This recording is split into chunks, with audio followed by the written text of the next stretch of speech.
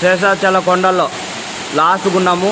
ఇక్కడ మీకు ఒక అద్భుతం చూపిపోతున్నాము. ఇప్పుడు చూడండి, పాము చుట్టుకొని వస్తుంది. అన్ని గుండాల్లో చుట్టుకొని ఇక్కడ పడగ ఆకారంలో మారుతుంది. ఇక్కడ చూడండి, పడగ ఆకారంలోకి వచ్చింది.